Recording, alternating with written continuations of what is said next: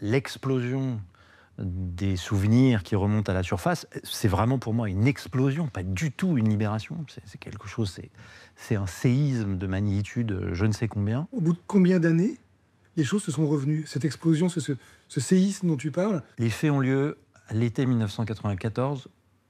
Les souvenirs remontent à l'été 2013. Ce sont des flashs? Non, c'est d'abord des douleurs dans les jambes. J'ai l'impression que j'ai des fourmis qui courent sous la peau. J'ai envie de m'ouvrir la jambe pour me libérer de ces fourmis. C'est quelque chose d'absolument insoutenable. Il s'avère que l'individu, comme moi je l'appelle, a commencé par s'en prendre à mes jambes. Il a commencé par me masser les jambes. C'est comme ça que j'associe les deux. Et puis après, je prends vraiment l'image d'une mosaïque. C'est-à-dire c'était des touches de couleurs. Et tu sais, une mosaïque, quand tu es tout près, tu vois pas ce que c'est. C'est des petits carreaux de couleurs. Puis plus tu recules, plus il y en a, et plus l'image apparaît. Et un jour, l'image est apparue. Ce qui va faire mon obsession, c'est ce trou entre les deux. Qui j'étais, moi, pendant ces 19 ans, où je ne me souvenais pas d'un truc aussi grave. Si je m'étais souvenu, je serais devenu qui, je serais devenu quoi. Je crois que ce qu'on traverse, quand on est agressé comme ça relève d'un questionnement sur qui on est.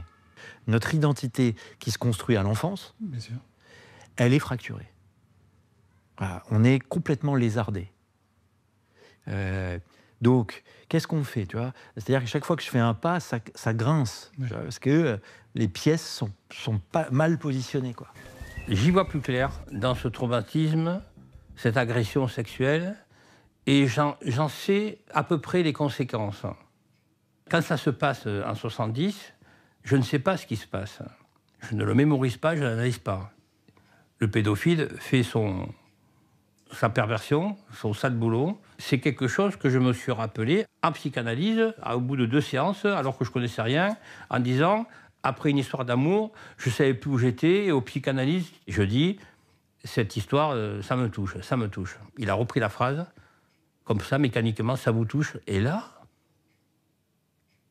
Nicolas, 33 ans, 32, 33, je suis à Paris, je suis déjà caméraman, bam, je vois le mec me toucher à la colonie. Voilà, donc là, je dis, voilà, et le nom. Le nom te revient tout de suite. Ah oui. Ça, les images, tu les as aujourd'hui? Oui. Ces images-là? Ah oui. Je suis dans le lit, moi. Lui, il lit Bob Moran. Il y a 2 ou 3 gamins autour, parce que les lits étaient rapprochés, donc ça, mais c'est clair, ça.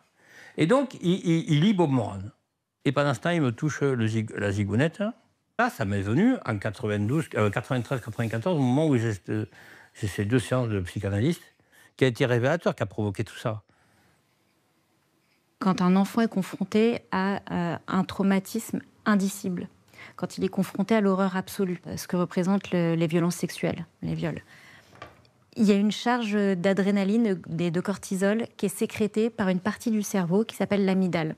Cette zone, elle se met en alerte. Le cerveau, il va devoir se déconnecter de tout ce qu'il ressent, d'atroce, d'innommable.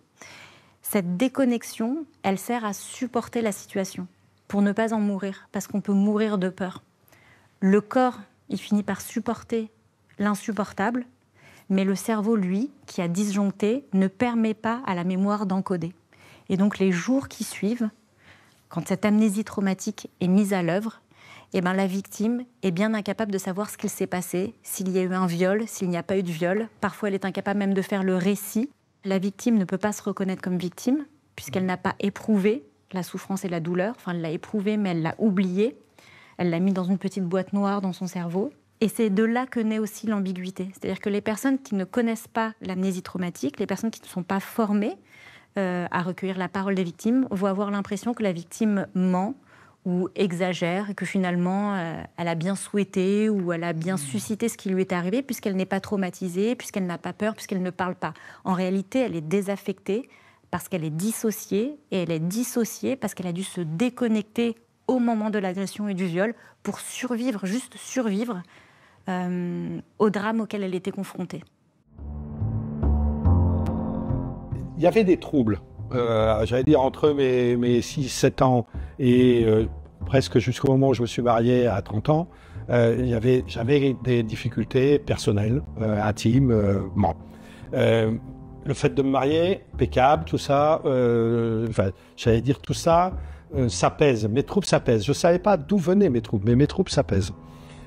Et puis, on décide d'accueillir des enfants. Pourquoi? On ne sait pas, mais on décide d'accueillir des enfants. Et là, tout se réveille. C'est-à-dire que là, je vois plus précisément toutes les scènes d'agression, tout ce qui s'est passé au presbytère, qui s'est passé en colonie, à l'école, dans d'autres lieux. Tout ça se réveille. Et ça se réveille, mais c'est un tsunami.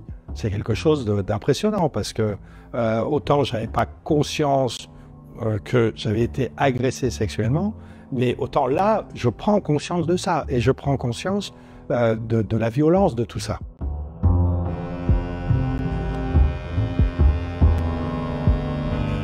Je commence à me dire, mais en fin de compte, ce flash-là, c'est pas mon esprit tordu, c'est pas un esprit pervers, parce qu'à un moment donné, je me suis dit, mais Damien, t'es en train de... tu vois des fautes, tu vois dans tes flashs, tu vois des enfants nus en train de se faire agresser. Bon, quelque part, je me dis, mais je suis un malade, je suis un malade. Et puis quand tout est ressorti, c'est là où je comprends que ces enfants, il y en avait d'autres, hein, mais il y avait moi dans ces enfants. J'étais dedans.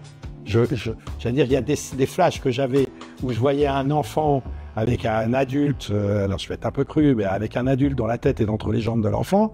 Au départ, je pensais que je voyais ça, sauf que j'étais l'enfant.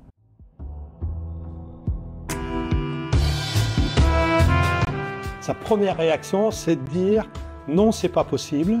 Ça, c'était « non, c'est pas possible, pas chez nous, pas chez nous ». Après, ça a été de dire « mais que vont penser les autres ?» Et sa troisième réaction, c'est de dire « mais tu as tout oublié jusqu'à présent, pourquoi tu continues pas d'oublier ?» Puis j'ai dit « non, mais là, je peux pas laisser dire ça comme ça, il faut que je cherche. Il faut que je cherche. » C'est un pulse que vous avez fait tomber par terre. Et il y a quelques pièces du pulse qui sont à l'endroit. Tout le reste est à l'envers.